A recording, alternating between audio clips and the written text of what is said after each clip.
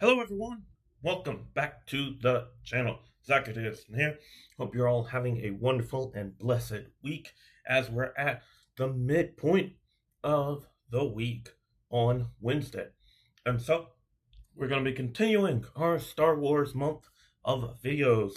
And today is Star Wars Rebels, meaning, how is Star Wars Rebels the best Star Wars show?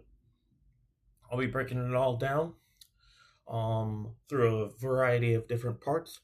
So put on your seatbelt, hop on in, and get along for the ride. Let's get on into it.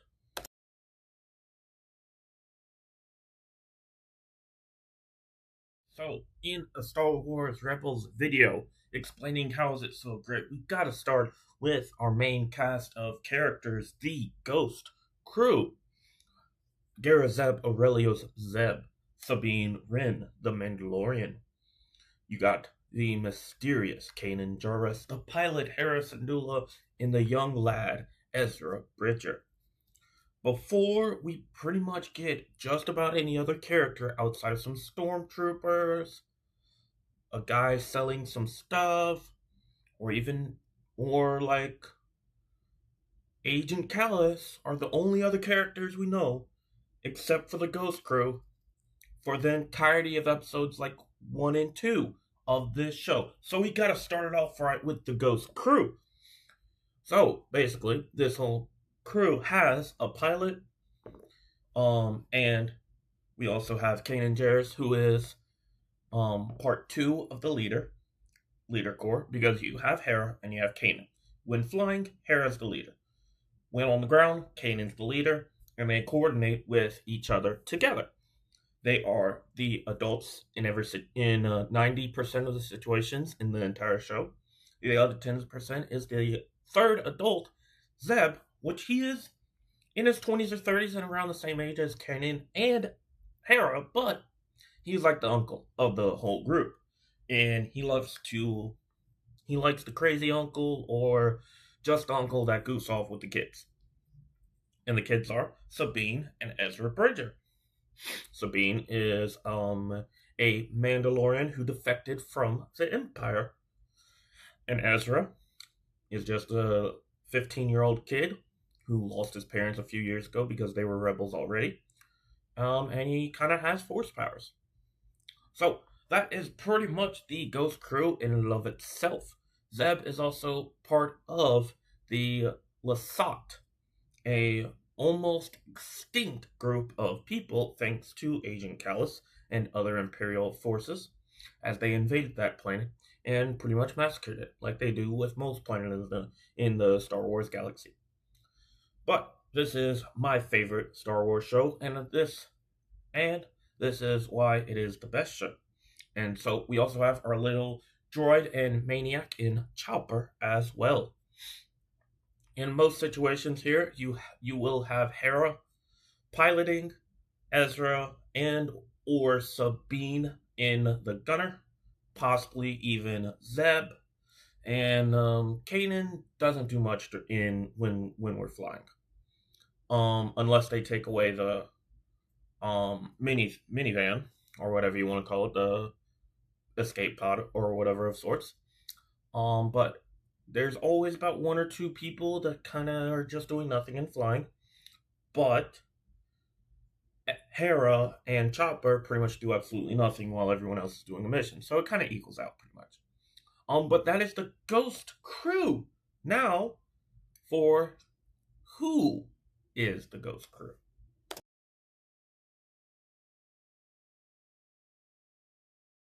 Who exactly is better to start off the Ghost Crew than Ezra Bridger? Though he is the last one to join the crew, he is the glue that held it all together, and he is basically the main character of this show, as our story starts off with when Ezra appears and joins the Ghost Crew.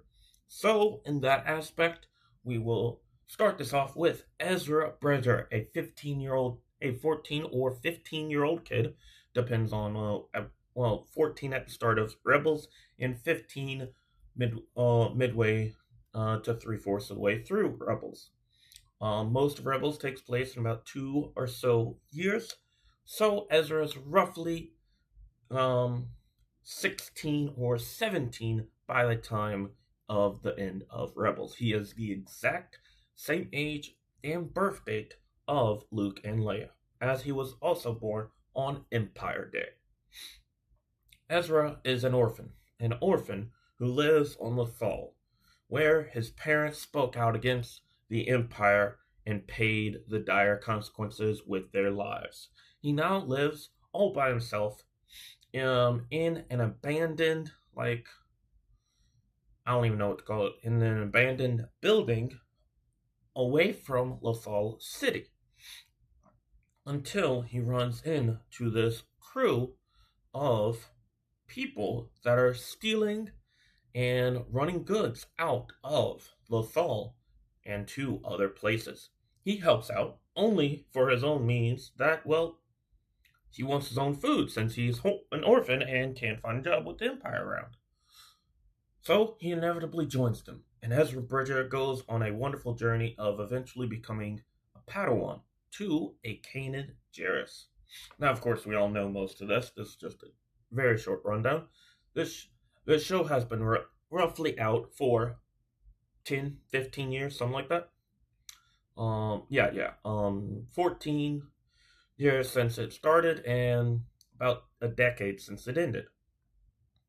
Ezra Bridger, throughout the entirety of Rebels, goes through a wild journey from being orphaned to having a new or found family in the Ghost Crew, and learns to become a Padawan under Jedi Kanan Jarrus, basically Jedi Knight, but there are no actual rankings in the Imperial times with the Jedi. So, Jedi Kanan Jarrus trains Padawan Ezra Bridger. And he grows very much throughout the course of all 4 seasons. And by the end of Rebels, he is basically at least a Jedi Knight. Of course, he's a goofy kid at heart, he's basically, gonna say this now, Ezra Bridger is basically Anakin Skywalker without the emotional angst. He still is like an emotional teenager and stuff. He's just a bit more mature than Anakin would be. Ezra does go into a time where he has issue with dark versus light side, but he ends up coming out of it just fine, unlike Anakin. And so that is our wonderful main character, Ezra Bridger, and my second favorite character of Rebels. Now for the 2 parents of the Ghost Crew.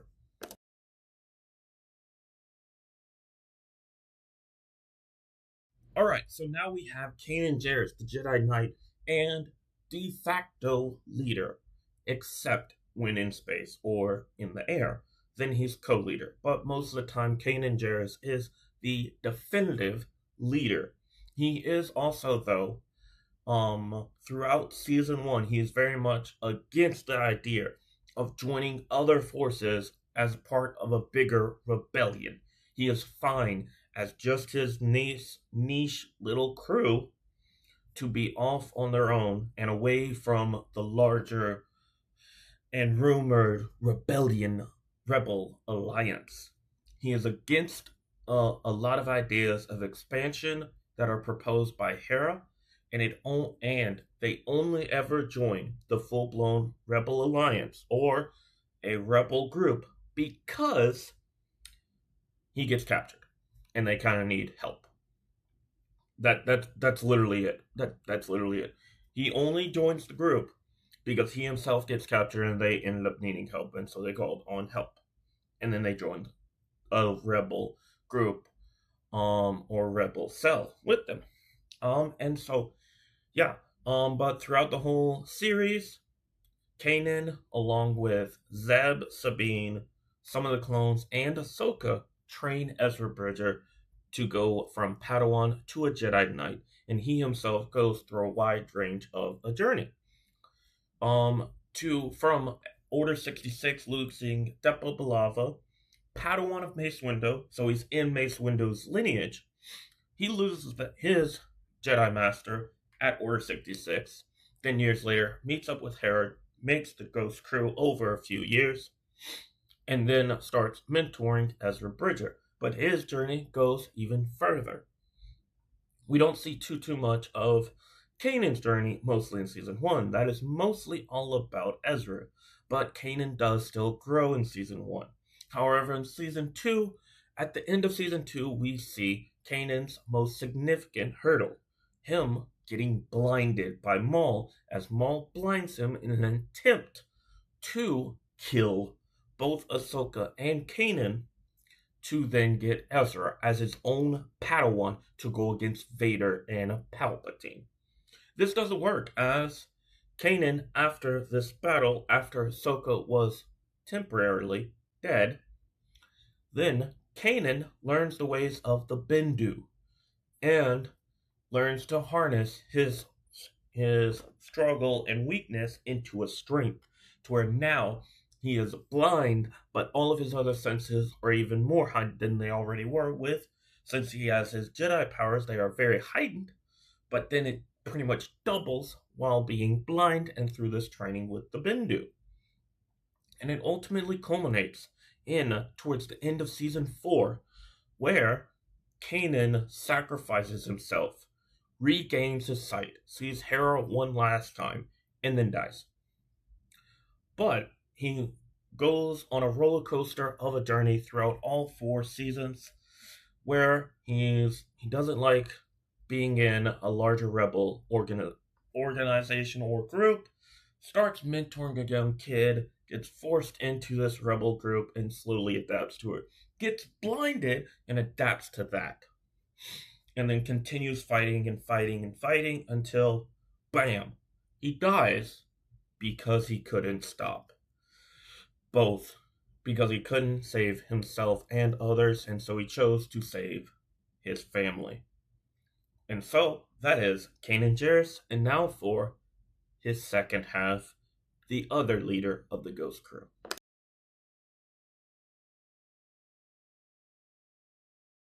Okay, so now, after both Ezra and Kanan, we have the Jedi roles.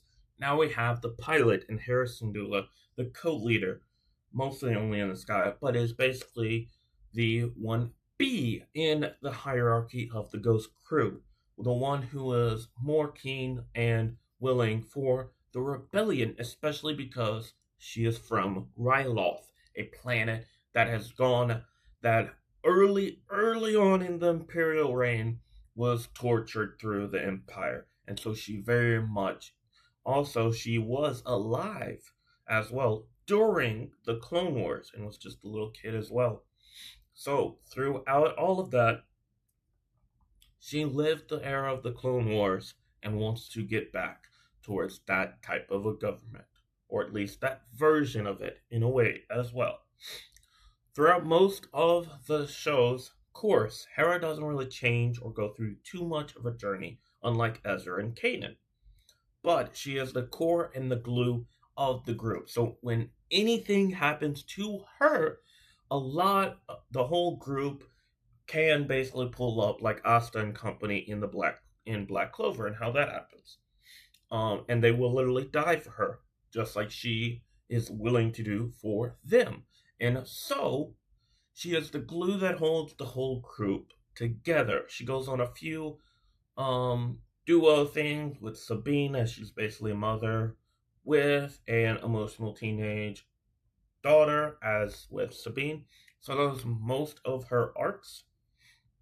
I would argue with the entirety of the Ghost Crew that Hera is the second least in terms of like any storylines or stuff that of her own personal development.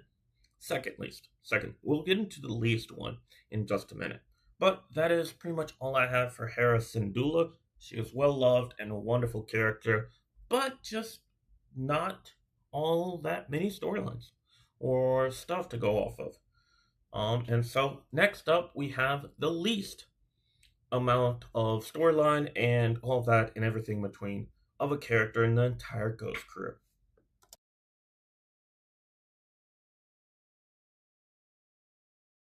Alright, so now we have the least used and the one that goes through pretty much the least throughout the entire show, and that's Zeb Garazeb Aurelios.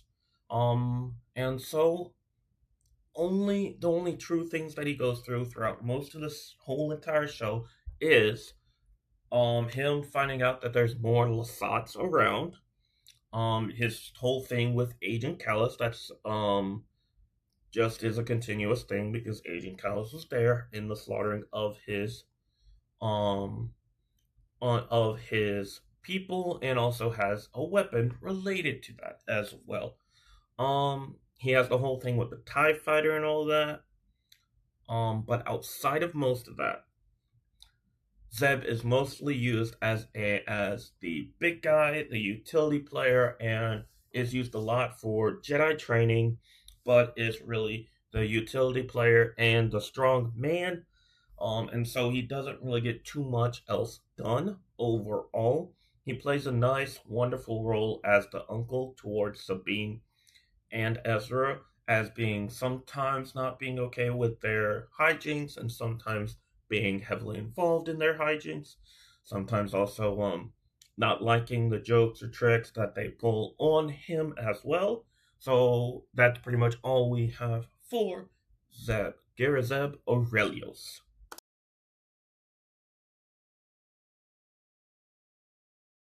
Now for the last humanoid person of the Ghost Crew, Sabine Wren. No, I didn't no particular way or rhyme or reason as to why she's last, but she is the Mandalorian. She has a jetpack. She loves blowing things up. She's a wonderful fighter in both hand to hand and with a blaster as well, even with a dark saber later in the show as well. Receives Jedi training in later on after Rebels, but also partially in Rebels as well, mostly to do with the dark saber and to become the leader for a little while of all of the Mandalorians. She goes through her own various ways of evolution all throughout, some being with Hera, some being with Ezra, some being with Zeb, some being with just herself. And also some being with her clan. So she always kind of has something going around, or she's with someone within their storyline. She is very much used a lot. There's always the teasing of her and Ezra. They kind of have feelings, but it's never confirmed for anything. Um, she is basically like the number two outside of Hera and Kanan for pretty much anything. She's pretty much always the number two player, unless it has to do with strength, then it's Zeb. Um, but she loves to blow things up, and she's very involved in the planning of their missions and hijinks. Sometimes going a bit too far with stuff, and has a known name and reputation, and loves and would be the high school kid getting caught for spray painting because she wants to leave her symbol there. Because she always loves to leave symbols and stuff of her to leave as a footprint that this was her doing, and yeah, that this explosion and masterpiece was her doing. She also, anytime she doesn't get to see it, she acts to make sure it was good, right? So she's a little weird like that, but she's also part of the Ghost Crew, so she's already weird. Just because they're all a little weird and not all that normal, but they're living in a very different time than most of the galaxy is used to as well. Because you gotta remember,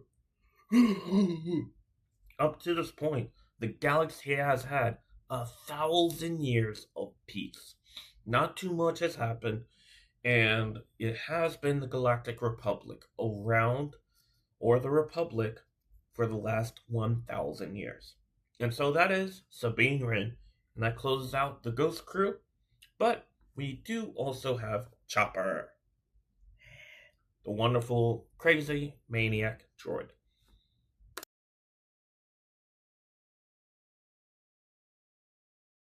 Right. And so now, as our last and final thing before we get into the other reason outside of the Ghost Crew why this show is so amazingly great, we have to talk about Fulcrum, the way in which Ahsoka got introduced, and the way in which there was a spy within the Empire. We have two Fulcrum agents in Rebels, one in season one, one in season two and three, the same one pretty much. And Ezra also gets a little excited whenever a new Fulcrum is around because maybe Ahsoka survived, because they don't definitively know whether or not Ahsoka survived. They know that Vader walked out. They pretty much know that Vader survived, but they hope that Ahsoka did too. But they think that she's dead though. So, Ahsoka, Padawan of Anakin Skywalker, grew up during the Clone Wars, is a Clone Wars veteran, and as long as we've seen season 7 of Clone Wars, we know her journey outside of the Jedi Order and her play and battle in the Siege of Mandalore. She has a history with Maul and with Vader, or her former master, Anakin Skywalker. Ahsoka is pretty much she's pretty much elevated to, if we're going Ezra's Padawan, Kanan Giant is the Jedi Knight, Ahsoka is the Jedi Master of Jedi in this show. Whether she is at Jedi Knight or Jedi Master, she's basically a master in this show. And it is shown because of how powerful and how easily she deals with both the fifth brother and seventh sister at the same time. It is noted that once a third Inquisitor comes around, she struggles a little bit. But she does handle two Inquisitors in mere minutes. What Kanan and Ezra struggled with constantly, she treated them like fodder, like just fodder to them. And so she is a powerhouse, and she is a phenomenal and well-written character throughout of Rebels, and being just overall powerful. And so that is Ahsoka as Fulcrum. We also have Agent Kallus, who is one of the most pivotal characters in the entire show, having the history with Zeb and the Lasat, and then being the spy, and the whole entire Ghost Crew being surprised about it, and then him breaking out, then him joining Zeb to the outside planet of basically the outer regions because of how far it is to get to, finding that he did not actually make the Lasat go extinct. And so both of the Fulcrums did their play and their part. The Ahsoka reveal was probably one of the best reveals and one of the best character things in all of Rebels, even through the entire show, with everything involved. Ahsoka coming in at the end of season 1 was, in my opinion, one of the best moments of the entire show. And now we have 4 more parts, the main seasonal villains of each season, and there will be repeats throughout each season, because that's just how it goes.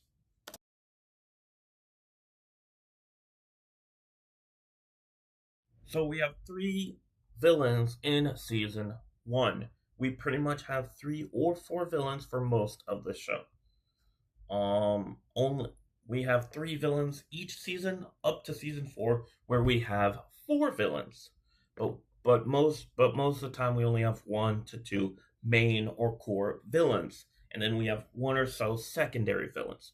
Most of season 1, at least up to around, I would say episode 7 or so, the villain around it is Agent Kallus, with maybe a few other random, like pirates or other types of villains coming in and out. But most part, season 1, Agent Kallus is a purebred villain. And then we also have Governor Pryce. I think it should be acknowledged that at some point in season 1, we do also have Governor Pryce. Then we have the Grand Inquisitor, which appears towards about a fourth to halfway into season 1. and is the second best villain of Rebels. Period. Then we have Tarkin. Who is Tarkin? He is one of the best villains, one of the best ones. He is not one of the two best villains of the show, but is the second best villain of season one. I only say that because he's not a fighter. He's a tactical genius and a political mastermind. And there's a reason why he is a Grand Moff. Why he's Grand Moff Tarkin in the show. He's a political mastermind and a tactical genius. But also Grand Inquisitor shares much of that, except for the political part, with Tarkin. And we see a good bit of Tarkin from the later bit of season one. But Tarkin does slowly disappear and leave from Rebels into other Imperial things. As Rebels goes along, and as we get to seasons 3 and 4, seasons 3 and 4 of Rebels does pretty much coincide with A New Hope in some way, shape, or form, and so Tarkin has to be certain places sometime before A New Hope happens. And so that's why Tarkin really only appears in season 1 and maybe season 2. Not too much of season 2, but mainly season 1. And so we have Grand Inquisitor Agent Kallus and Grand Moff Tarkin as the main villains of season 1, where Tarkin is the only villain of season 1 who doesn't fight all that much.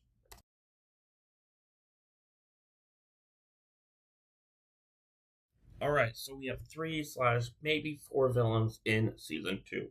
The early villain of season 2 is Vader. I didn't put him on this slide or really include him as a main villain because he appears towards the first couple of episodes in season 2 and then reappears at the end. So he's like the final villain, but he's not the main villain. The main villains of season 2 is the fifth brother and seventh sister, along with Agent Kallus playing much more of a secondary role.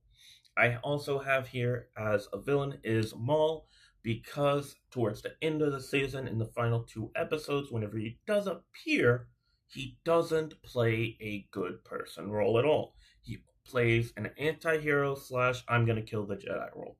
He is against the Inquisitors, and the Inquisitors are against him, but he also isn't on the side of good at all, not even remotely, to begin with. So we have Vader kind of in the beginning and then back at the end, and pure aura farming by arriving on the top of a TIE fighter for no actual reason at all, which is just pure hilariousness. Just insane.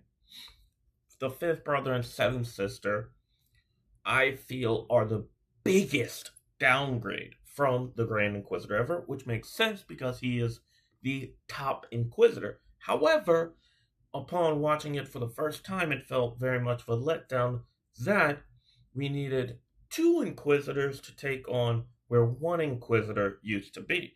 And so I didn't know the hierarchy or some of the stuff I know now.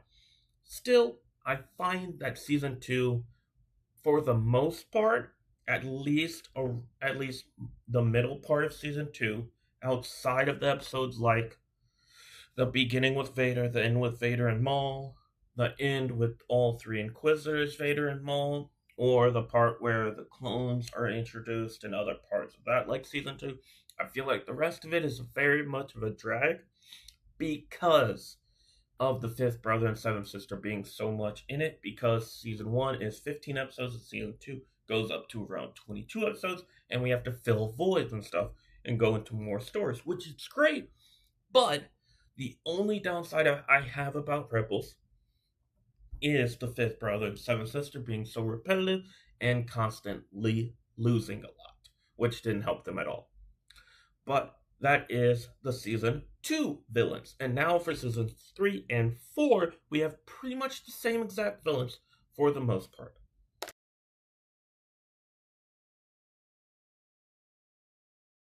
Much of the early parts or various different parts of season 3, we have Maul as a villain and having a role in his play of Ezra Bridger to the dark side. And also the merging of a Jedi and Sith holocron and that mystery going wrong. However, in the lurking shadows of the early bits of season 3, we have our true main villain of Rebels. I say main because he appears in both seasons 3 and 4, however, not that much in 4 compared to season 3, and I'm of course talking about Grand Admiral Thrawn, my favorite Star Wars character, and what I think is the best villain of the show and the best character. But the best villain, the next best villain is Grand Inquisitor. The next best character is Ezra Bridger. I think Rebels has many great characters, and it also has the best villain of the entirety of the Star Wars universe that we've seen through TV and movies up to this point. I don't include games because that would include the Old Republic, and I have not played that at all. But overall, we also have Governor Pryce, who mostly plays a role on Lothal, and both her and Thrawn have history through the Thrawn Imperial trilogy that is canon. That is, in fact, canon. And Governor Pryce appears very often throughout those books as well. And they pretty much serve as a prelude and interlude but of before season 3 and after season 3 as well. As this covers Thrawn's adventures in the early bits of the Empire, before season 3, after season 3, and pretty much serves as that stuff.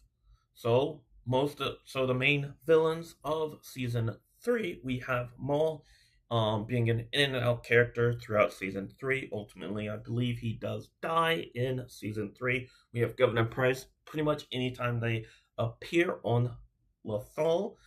She was a villain in season 1. She wasn't that much of a villain in season 2 because throughout most of season 2 and most or part of season 3, we aren't on Lothal nearly as much as season 1. Season 1, we have Lothal as one of the core places that we go to 90% of the season.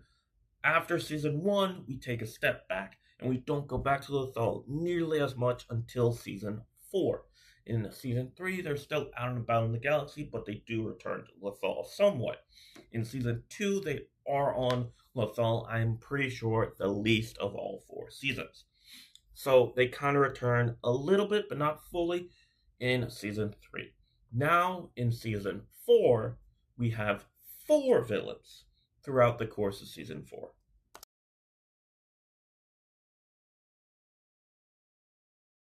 Alright, so now we have our final bit, which is season 4 villains, which we have in fact the most in any actual season. We have 4 main villains. You have Governor Pryce, you have Grand Admiral Thrawn, you have Emperor Palpatine, and the hunt dog himself, Ruhk. I hope I was saying that right. Ruhk, R-U-K-H. Grand Admiral Thrawn appears much more intermittently than he does in season 3, and so Governor Pryce and Ruhk take a much more prominent type of role than in season 3. Emperor Palpatine appears a little bit in season 4 and kind of wanting Ezra to come to the dark side, as we can constantly see that Palpatine is but isn't following the rule of 2 always at the same time during the Empire days. He is when it comes in terms of Vader. He isn't with Inquisitors, isn't when it comes to Ezra unless he wants to kill Vader, and is when he wants to recruit Luke to kill Vader. So Palpatine always likes to play and manipulate the loopholes of the rule of 2 constantly, all the time. And so Emperor Palpatine is much like a pure main villain for at least 3 or so episodes of season 4. We do also have Governor Pryce and Ruhk being main villains and much more prominent villains than in season 3. Ruhk never appeared, but more so Governor Pryce. She is pretty much her biggest role in the show since season 1. And then, of course, Grand Admiral Thrawn is the final villain and a continual villain from the end of season 3 to now. They kind of don't really meet until at some point in season 4 because it kind of caused a little bit of rift and Thrawn had to regroup and then come back to going after the Phoenix Squadron, I believe is what their actual name, or the Ghost Crew.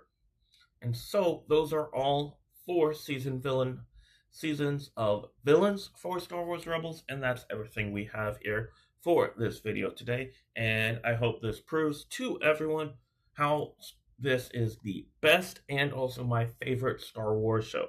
If you don't agree with anything in this video, please comment it below and let me know in the comments. I'm always welcome, and I always love chatting with anyone that comments below, and it helps the channel out very tremendously.